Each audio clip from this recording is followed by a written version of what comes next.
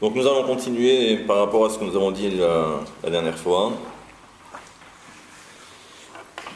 Et là nous avons un principe qui est proposé par le Ari Akadosh, où on nous dit que au moment de Shvirat HaKelim, lorsque les séphirot étaient déjà établis, les 7 séphirot, dont on a parlé assez longuement, elles étaient comparables à ce que l'on appelle dans la tradition, et plus particulièrement concernant le Shabbat, le principe de Hotsa'a, autrement dit de transporter un objet d'un domaine privé à un domaine public, ou d'un domaine public à un domaine privé. C'est ce qu'on appelle en hébreu soit le Reshut Hayahid, soit le Reshut Harabim. Reshut Hayahid, c'est le domaine privé, et le Reshut Harabim, c'est le domaine public. Et là, ce que nous dit le Ari Akadosh, pour essayer de comprendre un petit peu pourquoi cette interdiction de transporter le Shabbat d'un domaine privé à un domaine public, ou l'inverse. Alors il nous dit que cela fait référence à tout ce que nous avons déjà vu, à savoir les 7 séphirot au moment de Shvirat HaKelim, lorsque les vases se sont brisés, elles faisaient partie du Reshut Harabim. Et ce n'est qu'ensuite, au moment du Tikkun, que l'on va voir apparaître la notion du Reshut Hayahid, le domaine privé. Et là, il va falloir maintenant expliquer. Alors, voilà ce que nous dit le Ari Akadosh, et toujours avec le commentaire du Kerem Shlomo. Et il nous dit comme ça, qu'au départ, nous savons qu'il n'y avait pas d'ordre. Il n'y avait pas d'ordre établi. Et ça veut dire que les 7 séphirot n'avaient pas véritablement d'ordre. Elles étaient les unes après les autres, ou les unes en dessous des autres. Et là, on nous dit que tout le but du tikkun, tout le but de la réparation, c'est justement d'ordonnancer tout ce système, d'organiser un nouveau système. Et c'est avec l'apparition du principe des kavim, le principe des axes, qu'à ce moment-là, l'ordre maintenant va être établi. Et il nous dit comme cela. שכל הדירושים הנאמרים במסכת שבת על דיני רשות היחיד ורשות הרבים הם רומזים על הזעיר אנפין קודם תיקונו ואחר תיקונו. Donc tout ce que nous voyons concernant Shabbat, tout est en rapport avec le principe de Shvirat HaKelim et le Tikkun. Et il nous dit comme cela, והולך הטעם למה קודם התיקון נקרא רשות הרבים ואחר התיקון נקרא רשות היחיד. Donc il nous dit, mais pourquoi avant la destruction des vases on parle de Reshut Harabim, et pourquoi après, au moment de la réparation, le Tikkun, pourquoi est-ce que maintenant on parle de Reshut Hayahid, domaine privé? ובו יובן עניין התיקון שנעשה בו, מה עניינו? וזהו שכתב, הנה טעם וסיבת העיבור של זעיר אנפין. Si vous vous rappelez ce que nous avions dit la dernière fois, c'est que dans la construction du זעיר אנפין, pour faire intervenir justement cette notion de tikkun, il y a eu plusieurs étapes. Il y a eu tout d'abord la notion de Ibour, ensuite il y a eu la période de Yenika, et ensuite il y a eu la notion de Gadlut, ou même parfois on appelle ça Ibour Bet. Ibour en hébreu, c'est lorsque la femme est enceinte. Ça c'est le Ibour. La troisième étape, c'est pas du Moukhim. Alors je vais expliquer. Et ensuite, donc il y a la période d'allaitement, et ensuite il y a la période de Gadlut, où justement le Zéher Anpin va maintenant recevoir une beaucoup plus grande lumière. Mais il est vrai que dans les enseignements du Ari Akadosh, soit on appelle ça Gadlut des Mouhin, ou soit on appelle cela également Ibour Bet. Comme si en fait, le Zeher Anpin était revenu à la case départ, mais avec davantage d'intensité. Ça, on verra un peu plus tard. Donc il nous dit en fait, que s'est-il passé? C'est que chaque séphira était indépendante au départ, au moment de Shfirat HaKelim. Au moment des vases cassés, c'est justement parce qu'il n'y avait pas d'ordre. Chaque séphira était indépendante. Et c'est justement cette indépendance qui fait que l'on appelle ça un Reshut Arabim. Ça veut dire qu'il n'y a pas d'unité, il n'y a pas de solidarité. Et donc ça devient le Reshut Arabim. Et donc, comme nous l'avions dit à plusieurs reprises, c'est que pour mettre maintenant un petit peu d'ordre dans ce système, pour que le système soit viable, il faut maintenant que les Kélim retournent à leur source. Et on avait dit que les Kélim qui retournent à leur source font référence à Ima, la mer supérieure. Et ensuite, à l'intérieur de Ima, c'est à ce moment-là que l'on va maintenant organiser le principe des Kavim, le principe des axes. C'est-à-dire le côté droit, le côté gauche et également le centre. La notion de Hesed, la notion de Gvura, la notion de Tiferet, de Netzach, de Hod et de Yesod. Et là, donc il nous dit en fait, on comprend que c'était une nécessité pour que l'ensemble soit maintenant viable et pour ne pas que l'on puisse retomber dans les mêmes travers. Donc, lorsque maintenant il y a cet ordre, alors on parle maintenant de Reshut HaYachid. Ça devient maintenant un domaine privé et non plus un Reshut Arabim. Mais la question qui est posée ici par le Kerem Shelomo, c'est de dire, mais si on comprend bien ce que nous dit le Ari HaKadosh, mais comment se fait-il que, à l'origine, lorsque les premières séphirotes ont vu le jour, mais le principe reste toujours le même, si les séphirotes ont vu le jour, c'est que elles ont été enfantées par Ima. Et donc, comment se fait-il que la première fois, lorsque les sept derniers vases, les 7 dernières séphirotes de Chesed jusqu'à Malchut, eh bien, n'ont pas connu le même principe. Parce qu'à un moment, à l'origine, elles étaient également contenues dans le ventre de la mer. Et ce que l'on vient de dire précédemment, c'est que justement, pour créer un système qui soit viable, c'est permettre à l'intérieur du ventre de la mer, de Ima, dans le Beten, de permettre justement cet ordonnancement au niveau des mondes. Donc comment se fait-il que la première fois, cela n'a pas été le cas? Pourquoi elles se sont alignées les unes après les autres, ou les unes derrière les autres? Pourquoi est-ce que, dès le départ, puisqu'elles proviennent du ventre de la mer, eh bien, normalement, on aurait dû obtenir exactement le même résultat, avec les 3 axes. Réponse du Ari HaKadosh, est proposée par le Kerem Shelomo, c'est-à-dire qu'en fait, il y avait un problème, si vous vous rappelez. Donc là, c'est quelques réminiscences par rapport aux différents cours. C'est qu'en fait, qu'on a oublié un élément qui est très important, et qui est d'ailleurs à l'origine de la destruction des vases cassés. C'est qu'à l'intérieur de ces vases cassés était également contenu ce qu'on appelle les sigines. Et par la suite, c'est ce qu'on va appeler les clipotes, les forces du mal qui étaient contenues à l'intérieur. Et donc c'est pour cette raison que, étant donné que maintenant on était en présence de ces forces du mal, c'est pourquoi cette notion d'unité, de solidarité, ne peut pas voir le jour. Parce que le principe des clipotes, comme on va le découvrir maintenant, c'est justement la notion de Rabim. C'est ça la notion du groupe. Pas le groupe, mais le domaine public.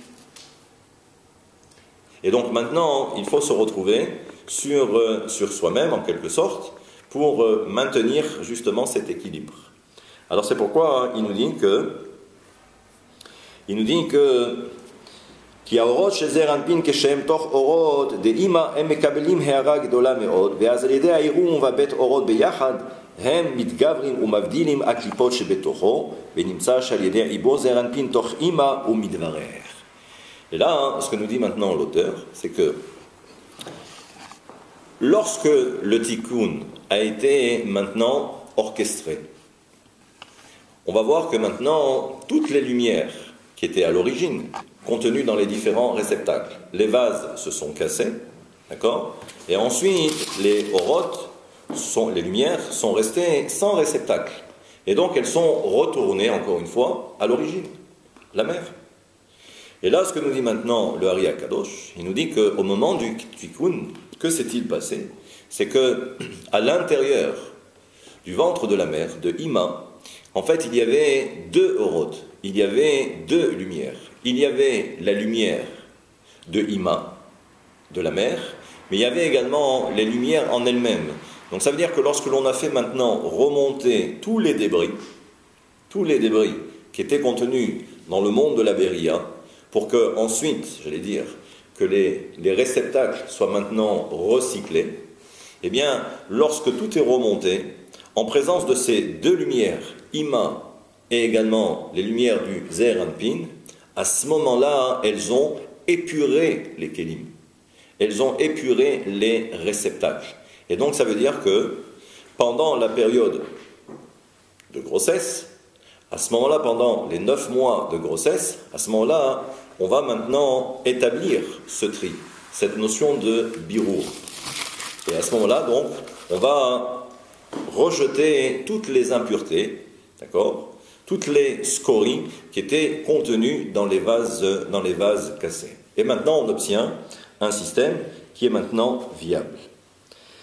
Là aussi, pour bien comprendre un principe qui est rapporté dans le Talmud, c'est de dire que au moment où il y a union, parce que c'est toujours le même principe, pour qu'il y ait grossesse, il faut qu'il y ait également cette notion de zivug, cette notion d'union entre le père et la mère.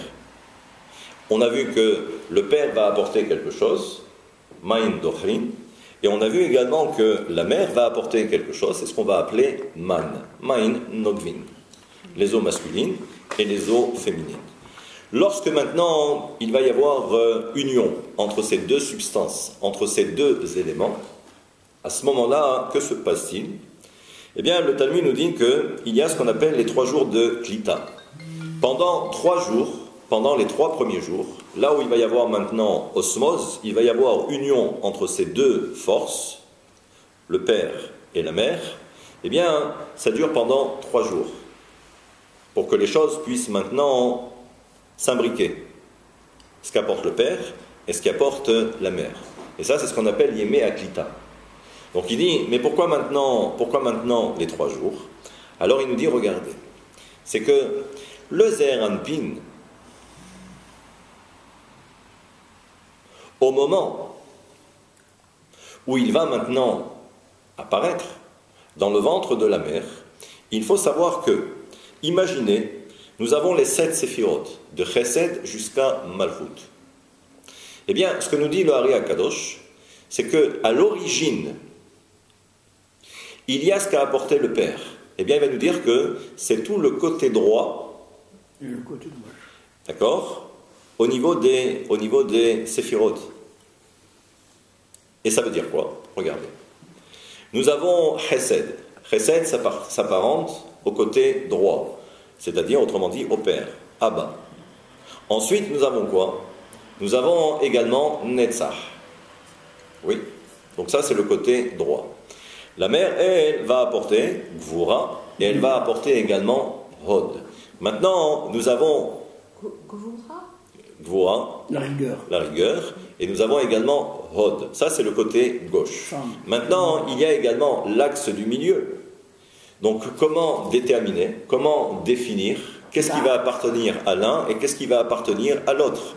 Alors, ce que nous dit le Ari HaKadosh, il nous dit justement, la partie droite de Tiferet, imaginez que Tiferet, c'est le centre, eh bien, dans le centre, il y a la partie droite et il y a également la partie gauche.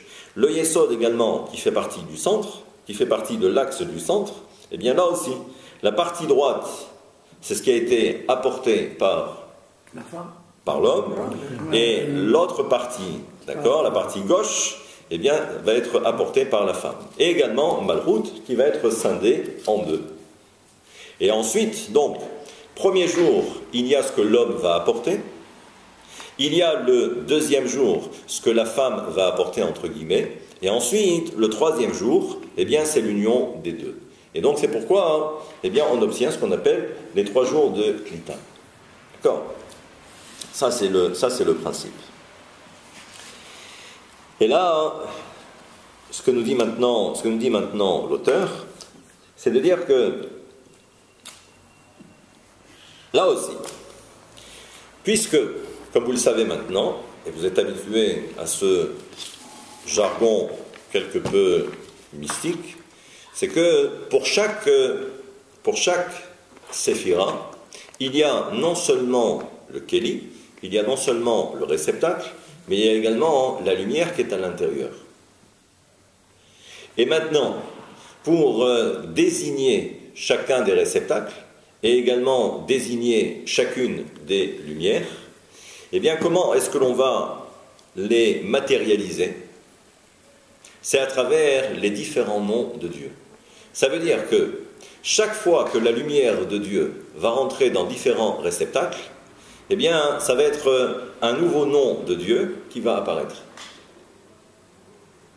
Alors, le plus simple que nous connaissions, c'est le Yud Ke Vav Ke. Ça, c'est le tétragramme que tout le monde connaît, bien évidemment.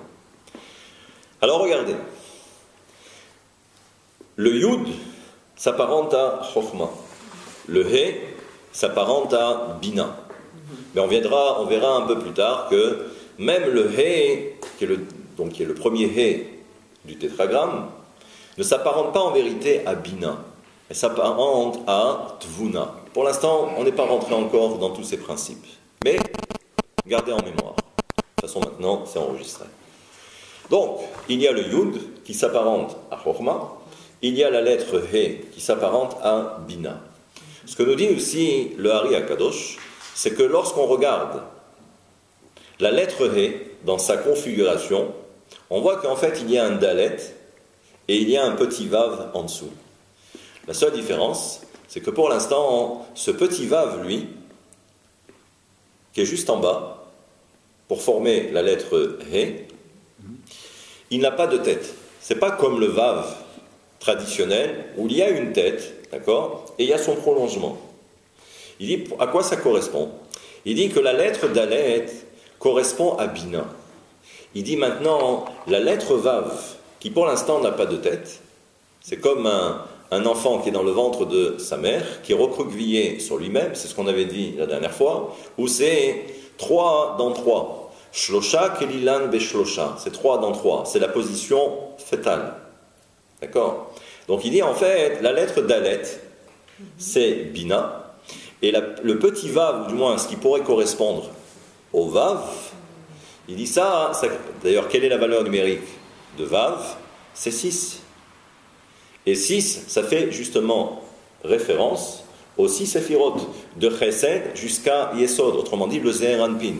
Eh bien, ce que nous dit le Hari Akadosh, il nous dit que justement, la première lettre He correspond à Bina, le Dalet, et il dit à l'intérieur maintenant du Dalet, comme l'enfant qui est dans le ventre de sa mère, eh bien, va être représenté par cette toute petite lettre Vav qui est à l'intérieur. Mais comme pour l'instant, eh bien, l'enfant, entre guillemets, n'a pas de tête, même si dans le ventre de sa mère, il va avoir une tête. Mais façon de parler, ça veut dire que ensuite, le cerveau va devoir maintenant se développer. Mais pour cela, il va y avoir différentes étapes. D'accord? Et il dit maintenant aussi que, mais normalement, on a toujours parlé de 7 séphirotes. On n'a jamais parlé que de 6 séphirotes. Et Malchut, qu'est-ce qu'elle devient? Alors il faut savoir que normalement, d'après les écrits du Hari Akadosh, le petit Vav qui est en bas, normalement il a une petite jambe qui va du côté gauche. Alors il nous dit justement, cette petite jambe qui va vers la gauche, il dit fait référence à Malchut, qui est associée justement dans le conte. D'accord? Là aussi, ce que l'on va maintenant découvrir, c'est que, regardez,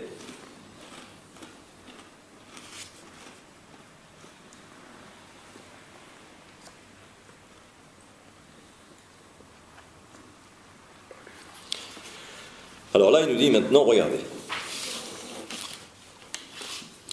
Veda, et sache, qui a falpi sha'anachnu omrim shenitkenu elu azayin melachim. Donc maintenant, on a bien compris que tout le principe de la réparation va se faire crescendo. Ça veut dire que tant que l'on n'aura pas fait le tikkun progressif de la première séphira, en fait du premier partsouf, de la première figure qui est Atik Yomin, ensuite, ce n'est que lorsque l'on aura pratiquement terminé Atik Yomin, qu'ensuite il y aura le tikkun de Erech Hanpin. Je rappelle également que Atik Yomin et Erech Hanpin, les deux ensemble, forment la séphira de Keter. Ensuite, lorsque progressivement on va établir ce tikkun, au fur et à mesure, les partsoufim qui sont en dessous vont également être, entre guillemets, réparés, au fur et à mesure. Mais il faut qu'il y ait toutes ces étapes. Donc ça ne va pas se faire, tout de suite, à brûle pour point. Non, c'est au fur et à mesure. Et là donc, on pourrait dire que si on arrête la discussion, on serait tenté de dire que maintenant, ça y est, on a réparé Atik Yomin, on a réparé Erech Hanpin, on a vu également qu'on a réparé Abba Ve'ima, donc il restait maintenant le Zer Hanpin et il restait maintenant Malchut. C'est pas vraiment une réparation. Alors, justement, ce que va dire maintenant le Hari HaKadosh, il dit, mais alors, si on a tout réparé, alors à ce moment-là, pourquoi est-ce que maintenant on est obligé de faire les mitzvot? On est obligé de faire les mitzvot. Si maintenant, pourquoi le Mashiach ne vient pas? Et pourquoi Mashiach ne viendrait pas? D'accord? Alors c'est pourquoi il nous dit, Veda, כי אף על פי שאנחנו אומרים שנתקנו אלו הזין מלכים של זון עם כל זה בכרח ושלא נגמר בירוך שלהם נצטרף ונשאר קצת ניצוצי הקדושה שלהם בתוך הקליפות. Ce qu'on va découvrir maintenant, c'est que lorsque l'on a maintenant mis en place ce système du tikkun, de la réparation, donc ça veut dire qu'on a fait un tri au niveau également des kelim, au niveau des réceptacles, parce que la notion de tri ne s'apparente qu'au niveau des réceptacles, au niveau des kelim, et non pas au niveau des orot, et non pas au niveau des lumières, parce qu'elles n'ont subi aucune avarie. Il dit, mais en fait, ce qu'il faut comprendre, c'est que ce tikkun n'était valable que pour un temps. Et ça veut dire que on a réparé ce qui était nécessaire pour le moment actuel. Vous allez comprendre. Parce que il reste encore des étincelles divines, des netzutzot, que l'on doit également récupérer des forces du mal. Donc on a récupéré tout ce qu'on avait besoin de récupérer pour l'instant présent. Mais l'instant présent, il se situe au moment de la première réparation. Il faut rien avoir avec les générations même. On va voir. C'est pas une réparation complète. Non. בתוך הקליפות נקראים סיגים שלהם, והם נקראים רשות הרבים. Il faut savoir que les klipot sont appelés dans le Zohar, dans la mystique, sont appelés reshut harabim. C'est le domaine public. בסוד הם רבים עד העם הארץ, שהם הקליפות לפי שלא נתקנו. Et là, il rapporte un verset. Il rapporte un verset de la Torah, dans Shemot. Et qui parle? C'est Paro. Et qu'est-ce que va dire Paro? Hen rabim ata am haaretz. Mais qu'ils sont nombreux maintenant, le peuple de cette terre.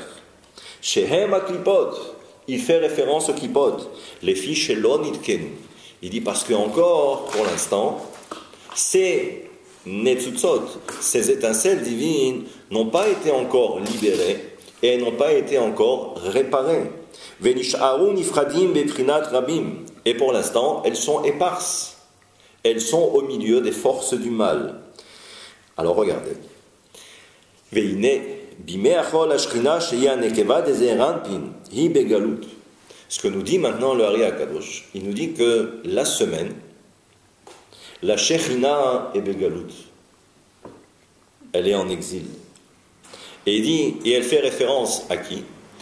La Shekhinah fait toujours référence à Malchut, à la Nekeva, à Nokva de Zeir Anpin. D'accord? Ben Aklipot. Et la Shekhinah, elle se trouve où? Elle se trouve à l'intérieur des Klipot. Ve'aven inyan ashkina begalut ma'inyana. Ve'ine hinikret shem ben. Si nous avons toujours dit que le Zeir Anpin s'apparente au troisième nom de Dieu, écrit d'une certaine façon Bemiloui, et qui correspond à Ma, 45. D'ailleurs, c'est valeur numérique de Adam. Il dit, il faut savoir que Malchut s'apparente à un autre nom de Dieu, écrit d'une autre façon, et qui, lui, s'apparente à Ben. Et il nous dit, Ve'im evareret birurim, et il nous dit que c'est justement la séphira de Malchut qui établit ce tri, pour récupérer toutes les étincelles divines. Mitoch hasidim, des forces du mal. Ve'aven ma'ale otam lema'ala b'chidat man. Ve'sham nitkanin. Ve'aven ze me'od etev bi'ur man ma'inyano. Et il nous dit maintenant, regardez, que lorsque la séphira de Malchut, imaginez que la séphira de Malchut, c'est comme dans une usine. On est là tout d'abord pour, c'est une sorte de creuset. D'accord? Il faut d'abord épurer le métal précieux. Ça, c'est le principe de Malchut. Donc, au fur et à mesure, elle récupère ce qu'il y a de bon à récupérer. Il dit maintenant, ce stockage-là, de toutes ces étincelles divines qui sont tombées dans le domaine des forces du mal, c'est elle qui va faire le tri. Parce que maintenant, il faut les nettoyer. Et là, qu'est-ce qu'on nous dit? On nous dit que toutes ces étincelles divines s'apparentent à quoi? Elles s'apparentent à ce principe que nous avons déjà évoqué précédemment. C'est ça le principe de Man. Les eaux féminines que la femme va apporter. Malchut ou même Bina, et c'est le principe, c'est le rôle des femmes, c'est justement d'apporter ce principe de Man. C'est de récupérer tout cela. Alors il dit maintenant, Omnam Beshabbat, il nous dit maintenant, lorsque le Shabbat arrive, d'accord, la Shrina, qui pendant toute la semaine était contenue dans les forces du mal, lorsque Shabbat arrive, elle est totalement délivrée. Elle sort et elle remonte. Ve'ena begalut, elle n'est plus en exil. Ve'omnam azivug asher la beshabbat im zerapim hem neshamot chadashot ve'lo min birurim. Et là, ce que nous dit ici le Ari HaKadosh, il nous dit, mais, et il va dire un peu plus tard, mais si vous avez bien compris le système, regardez bien.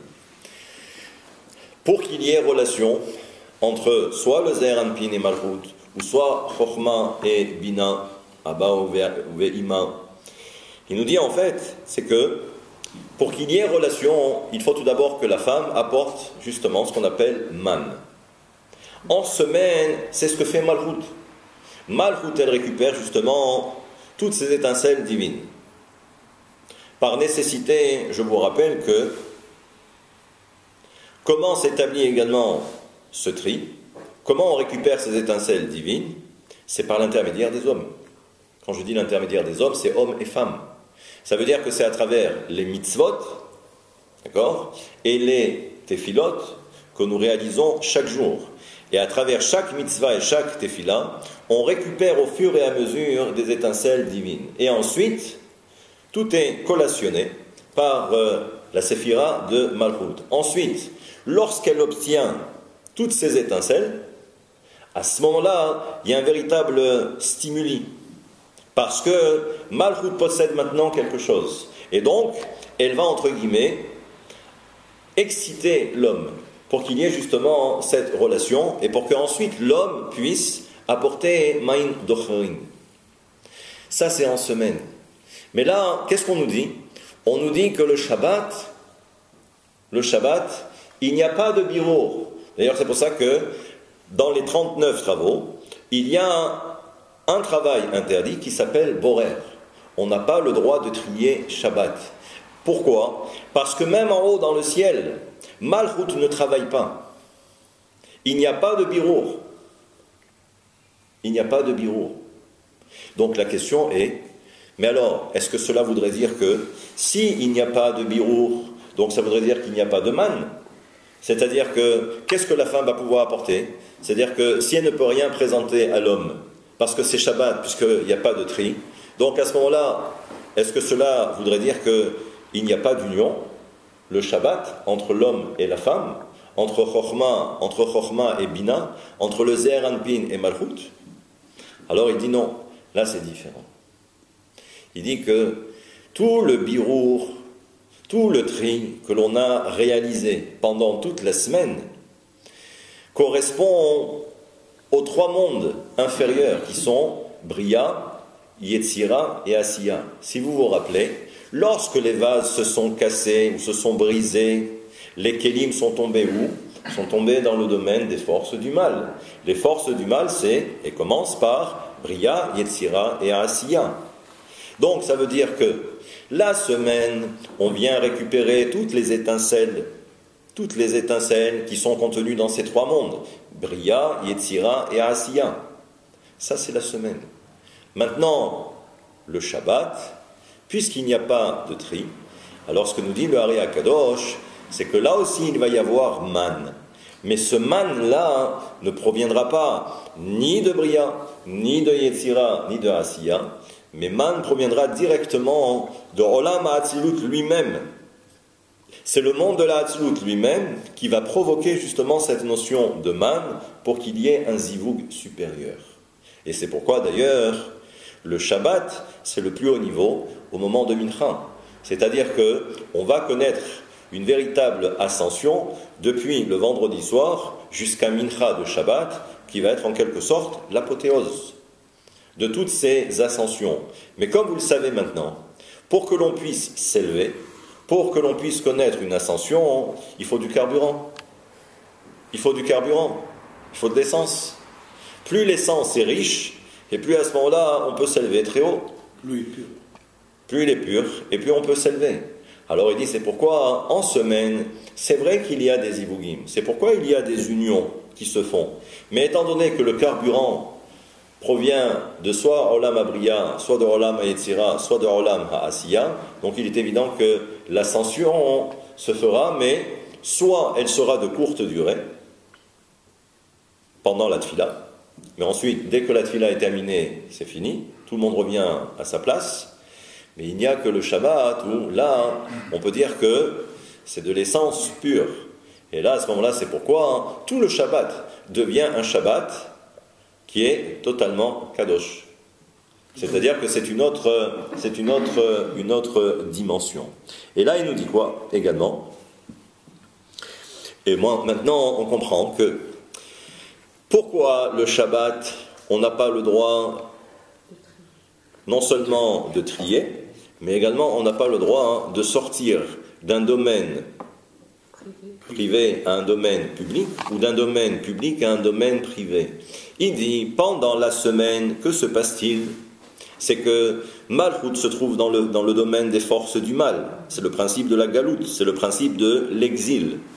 D'accord? On a dit que les forces du mal s'apparentent à la notion de Reshut Arabim. C'est le domaine public.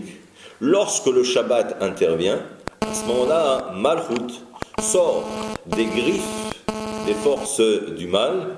Donc ça veut dire qu'elle sort maintenant du domaine du Reshut Arabim. Et elle devient maintenant Reshut Hayachid. Pourquoi? Ça veut dire que le Shabbat, le principe c'est que même les autres mondes vont connaître une ascension. Ça veut dire que Olam HaAsiya va maintenant monter au niveau de Olam HaYetzira. Olam HaYetzira va monter en lieu et place de Olam HaBria, et ainsi de suite. Donc ça veut dire qu'il va y avoir maintenant une véritable concentration de lumière, mais également au niveau de l'espace. Ça devient maintenant ce qu'on appelle un Reshut Hayachid. Alors il dit pourquoi maintenant ça sera interdit le Shabbat? Il dit parce que comme en haut, étant donné qu'on a permis à Malchut de s'écarter des forces du mal pour devenir maintenant un Reshut Hayahid, celui qui en bas voudrait transgresser et faire transporter un objet du domaine privé au domaine public, ça voudrait dire qu'il faudrait en quelque sorte faire redescendre Malchut dans le domaine des forces du mal. Alors que tout le but de Shabbat, c'est justement d'éviter que Malchut se retrouve dans les forces du mal. Et c'est cela la transgression. C'est cela la transgression. Et pourquoi ça se fait ici? C'est qu'en fin de compte, tout ce que l'on aurait réalisé pendant la semaine, si le Shabbat on transgresse, ne serait-ce que ce principe de transporter du domaine privé au domaine public, eh bien, tout le tri que l'on aurait réalisé pendant la semaine, et on a vu que tout le but c'est quoi? C'est de faire monter toutes ces étincelles divines, d'accord, à leur origine, les faire remonter à leur lieu d'origine. Donc on les fait remonter à un niveau supérieur. Quelqu'un qui transgresserait Shabbat, alors à ce moment-là, qu'est-ce qu'il ferait? Eh bien, malheureusement, la conséquence serait malheureuse. C'est qu'on ferait à nouveau redescendre toutes ces étincelles divines que l'on aurait triées pendant toute la semaine, qu'on les ferait redescendre pendant Shabbat dans le domaine des forces du mal. D'ailleurs, maintenant, puisque là aussi, on nous parle du Reshut Hayahid et on nous parle du Reshut Arabim, c'est quoi le principe du Reshut Hayahid? Un Reshut Hayahid, il y a également des mensurations. Quelles sont les mensurations pour définir qu'est-ce qu'un Reshut Hayahid? Un Reshut Hayahid, c'est, d'accord, c'est 10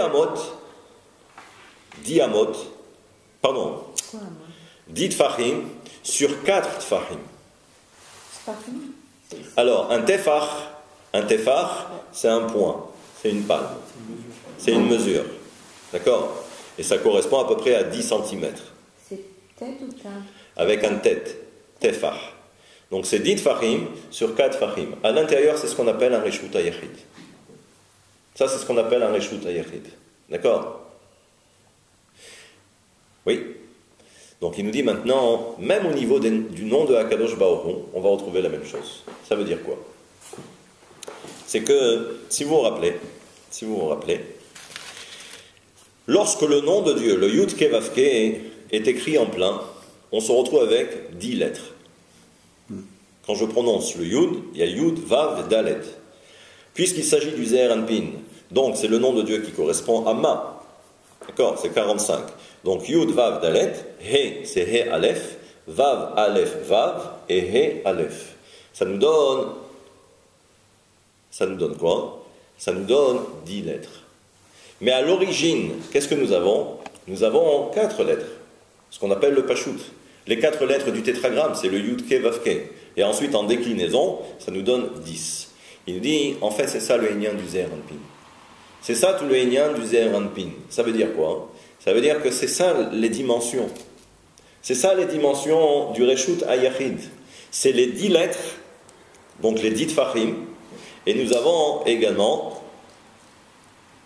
les 4 tefachim qui correspondent au Yud Ke Vav Ke.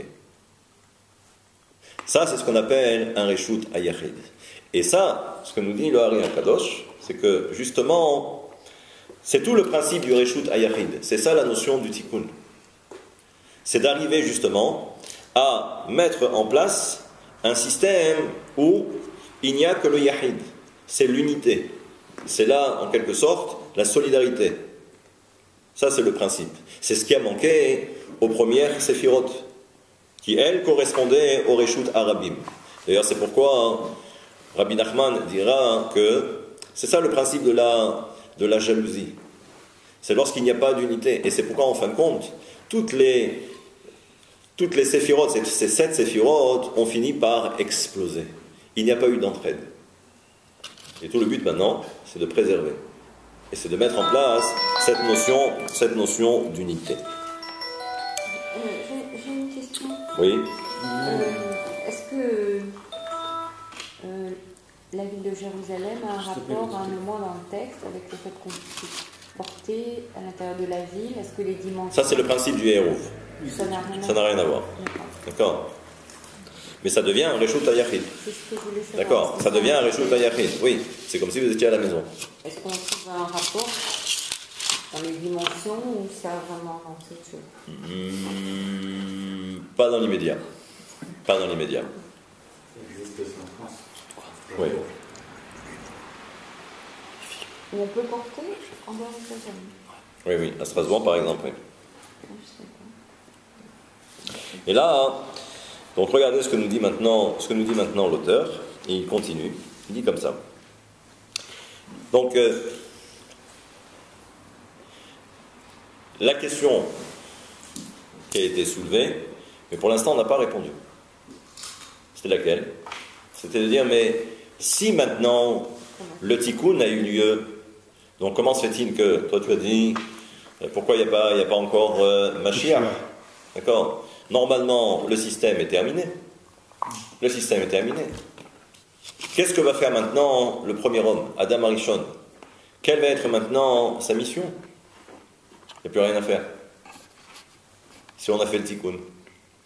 Alors regardez ce que nous dit le Ari Akadosh. Il nous dit qu'il n'est l'on quand même il dit en fait, on n'a réparé que ce qui correspondait au moment présent.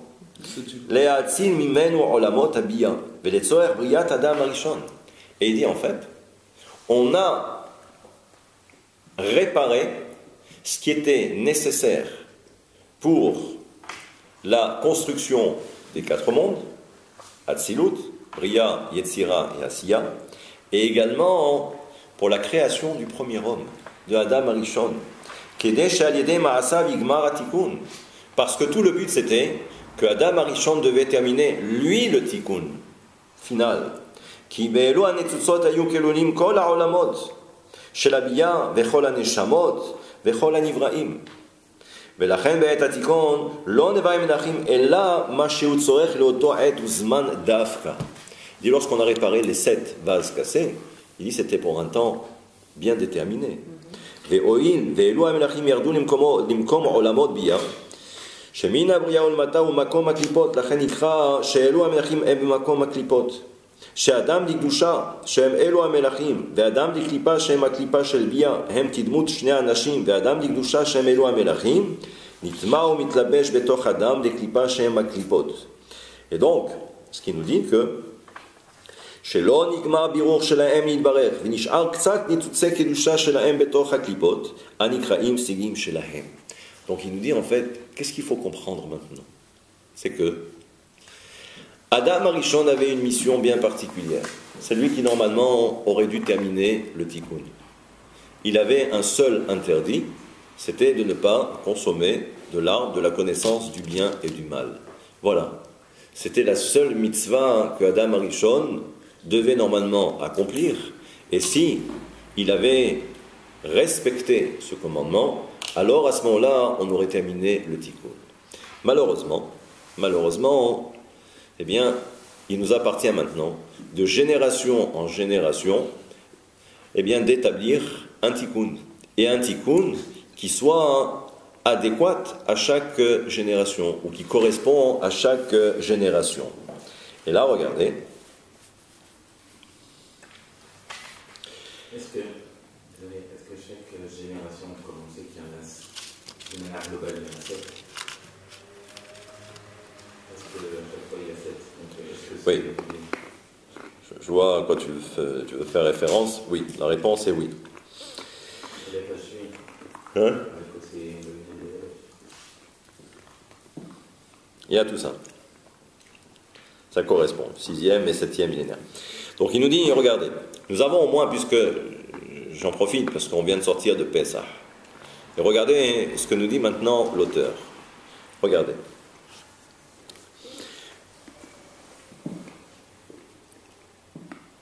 Regardez ce que Paro a dit à Moshe et à Aaron. Que Shebaou Ligol. Lorsque Moshe s'est présenté avec Aaron, pour dire à Paro de laisser sortir le peuple d'Israël, Amar lahem adain lo igi azman, le temps n'est pas encore arrivé. C'est-à-dire que le temps qui correspond à la réparation des étincelles divines qui correspondent à cette période n'est pas encore arrivé. Autrement dit, כי עדיין הם בבחינת רבים באותו זמן היו, וזהו שדקדם דבריו וכתוב הם רבים עתה מארץ, עתה דייקה. C'est pour ça que quand on reprend le verset, Paro va dire qui ata, car maintenant ils sont rabim, ils sont nombreux. Pourquoi ata maintenant? Alors il nous dit justement, le Hari HaKadosh nous fait remarquer que c'est pas encore arrivé, c'est-à-dire que ça sert à rien. Vous, Moshe et Aaron, vous voulez maintenant faire sortir le peuple d'Israël, mais la libération ne se fera que lorsque l'on aura réparé toutes les étincelles divines qui correspondent à ce moment. Comment il pouvait savoir tout ça? Il était très fort, Paro. Comment il pouvait? Il était très très fort. Dans les forces occultes, il était très très fort. Paro. Le fils. Je ne sais pas qui est le père, qui est le fils, qui est... Non, parce qu'à un moment, il y a quand même... Quand Moïse arrive... Oui, mais ça c'est... Oui, ça c'est autre chose. Oui. Non, pas seulement, mais il y a eu 2 générations. Bon, on ne va pas trop rentrer là-bas. Ouais. D'ailleurs, moi je suis ignorante là-dessus. Mais bon. Non, bon, il y a 2 explications probables, ou possibles. Est-ce que c'était le vrai Paro? Est-ce que c'est un nouveau? Bon, peu importe.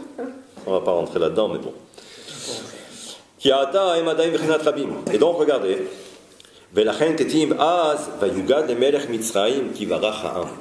Et là, regardez.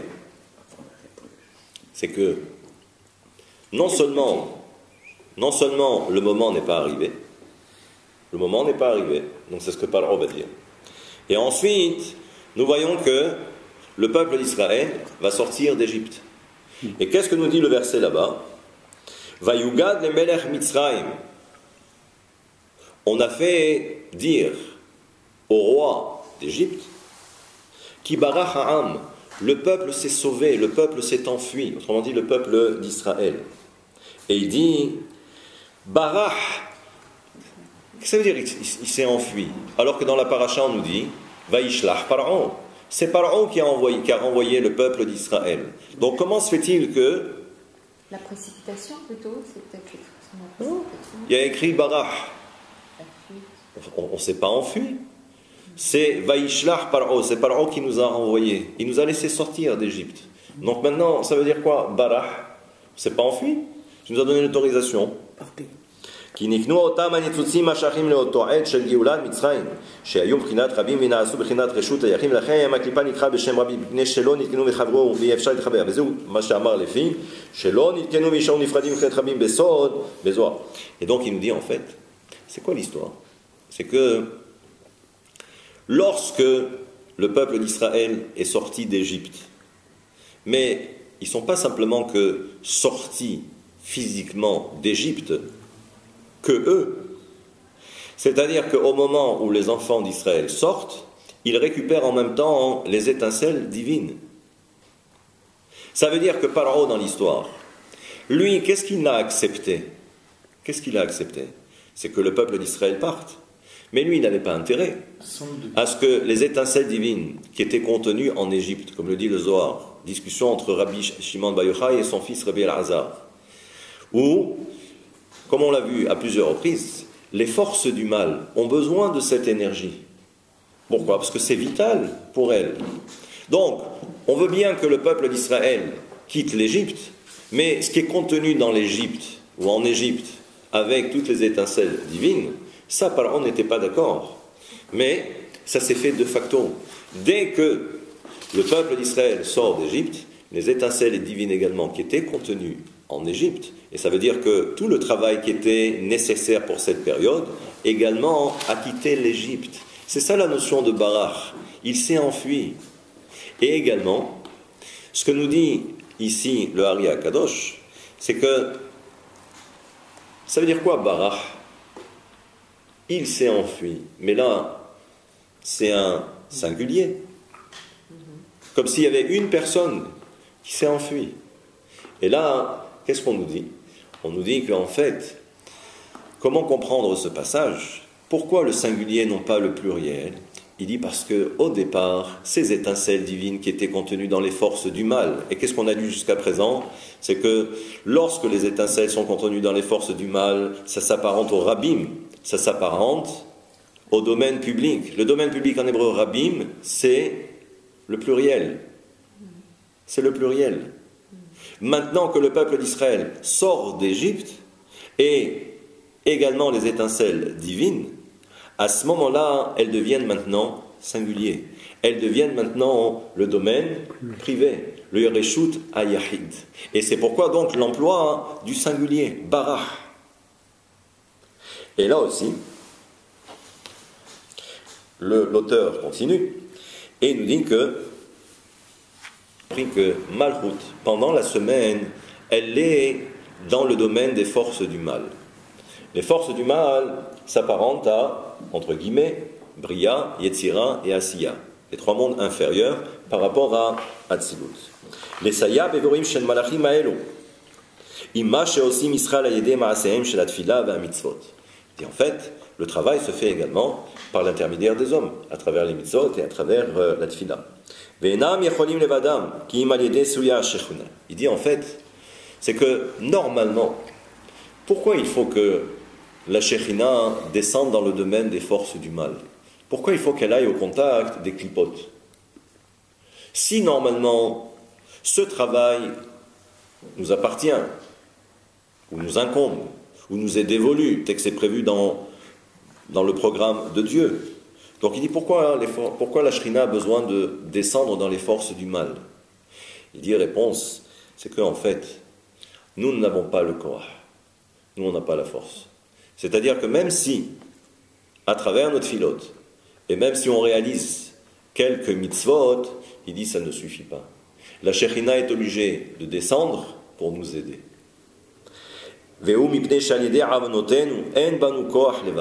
Il dit parce que malheureusement, nos fautes sont tellement nombreuses par rapport à quelques mitzvot que nous réalisons qu'on n'a pas la force pour faire le birour.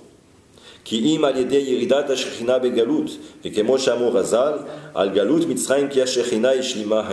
c'est pourquoi eh bien, on nous dit que lorsque dans la Haggadah on nous dit que Dieu est descendu en personne, et c'est vrai qu'il était accompagné de myriades et de myriades de malachim, mais la Shekhinah est descendue en Égypte.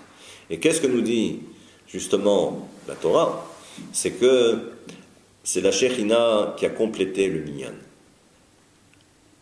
Ça veut dire quoi le minyan? Pas le quorum de 10, mais comme il y avait un certain nombre d'étincelles divines qui étaient contenues en Égypte et qu'il fallait ensuite récupérer, le peuple d'Israël était à bout de force. C'est-à-dire que il y a deux possibilités de récupérer les étincelles divines, soit à travers les mitzvot, soit à travers la tfila, ou soit à travers la souffrance. Comme à l'époque on n'avait pas encore la Torah, donc c'est pourquoi il y avait l'esclavage.